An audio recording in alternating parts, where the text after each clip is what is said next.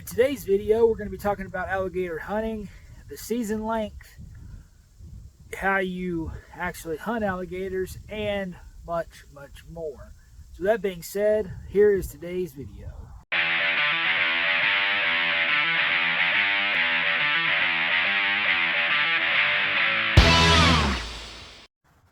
So alligator hunting season is actually a very easy season to remember. It is the entire month of September, and that is really all there is to the length of the season. However, to get permits, it takes an act of Congress, and you have to apply for them. You have to tell them what area of the swamp and what swamp you're hunting in, and that dictates how many alligator hunting tags you actually end up getting. A lot of people think it's like deer season. Oh yeah, if I moved to the state of Louisiana, I could do that. Wrong. I'm from the state of Louisiana, for all of you guys out there that didn't know.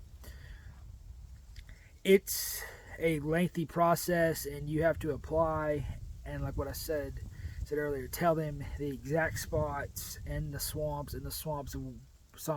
of where you're going, and that is how they issue you the number of tags. It may be 20, it may be 2. It depends on what they've studied. There are people who go out and study this stuff, and they know the populations in the swamps over in this area. And another fact that people aren't aware of is that there's actually alligator farms that actually, just like with cattle and just like with hogs, they actually go out and they harvest alligators. A lot of people think that this is cruelty and stuff, though, to these animals. But a good majority of them is actually turned back out into the wild after they get up to a certain age. An alligator, until it gets so big, has less than a 10% chance of survival out in the wild. They get eaten by other alligators. There's other predators. Once they get up to size, though, they don't have any predators in the swamplands that can actually get to them. But these alligator farms are great places for these alligators, and actually it brought down the poaching of alligators. So that's the reason these farms are so big and such a good thing, is because it actually stopped the poaching of alligators, because it lowered the cost of it so much.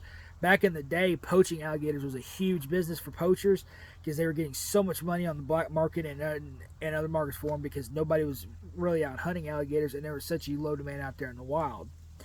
Alligator farms keep the population up in the wild, so that way the species can survive, and they also keep the poachers from being able to poach, because there's no money in this business. So that is the length of the season, and that is also a fact that a lot of you probably didn't know, is about the alligator farms that they actually, and there's a lot of places to do this. There's places to do this for deer and stuff as well.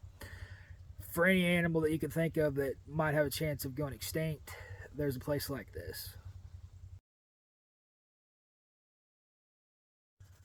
Some of you may be thinking, how does this guy know anything about alligators and doing this? Well, I am from the state of Louisiana, and my uncles used to take me out years ago, and we used to actually have an uncle who's since passed away, but was actually an alligator hunter, and that's how he made a good majority of his living, is he went out and went to different parts of the swamp.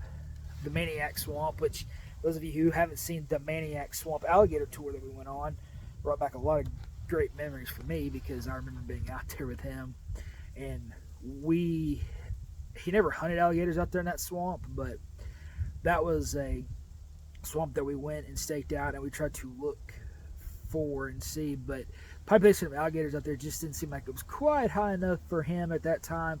So we ended up going over to those other swamps, and I cannot remember what are the other swamps. I was real little whenever he took me out there and everything. There's another thing I want to say about the subject too.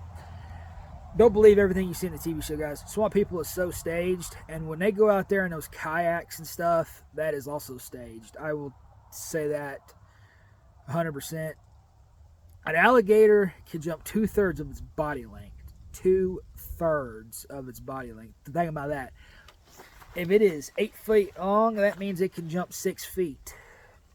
And the boats that we were on, even out there in that swamp tour and everything, out there in the Maniac, go watch the video if you haven't yet, guys. A alligator that's 10 feet long could come over the railing of that boat if you wanted to. And that's what the guide was telling us out there as well, which it's a fact. They can jump 2/3 of their body length. So I would not be out there in a flat bottom boat. There's some private tours that take you out in those. Alligators that stay fed and they come up there to your boat, that is not typical alligator behavior. They do not actually come up to boats. They are actually very skittish animals. Alligators actually are as afraid of you like snakes and other creatures are, that they will actually turn around and run. And alligator, there's only been a handful of actual alligator recordings on record of where they've actually killed humans and ate them that they know of. Alligators are very skittish animals, and unless if they feel threatened and that you're in their territory and you're threatening them, if you come across eggs out in the swamp, for whatever reason you might want to go out and walk through the swamp. I don't know why you would, unless if you've been out there and you know when you're actually out there doing something. I don't suggest going for just a casual midnight stroll out there in the swamp, especially at night, because you can't see anything. And there's so many things in that swamp that can get you. But for whatever reason, if you end up going out there and deciding that you want to go for a stroll in the swamp and everything, if you come up on a nest of eggs, I suggest you turn around and run as fast as you can in the other direction, because you probably just stumble into a gator's nest, because they lay their eggs up in the tall grass, especially if you see them up there in the tall grass. So if you see eggs laying on top of tall grass, turn around and run. Because old mama, just like with other animals, the mother protects them, and the mother in the wild will actually stay with alligators until they get big enough on their own, because they will actually get eaten by other alligators. So old mama there, that's usually 5, 6, 8 feet long, 10 feet long, depending on her age, will actually end up protecting her babies until she ends up getting, until they end up getting older to go out on their own. Yes, alligators will eat other alligators when they are small. If you've never held a baby alligator, they're extremely soft. When they get older, that skin hardens, gives them a lot more protection.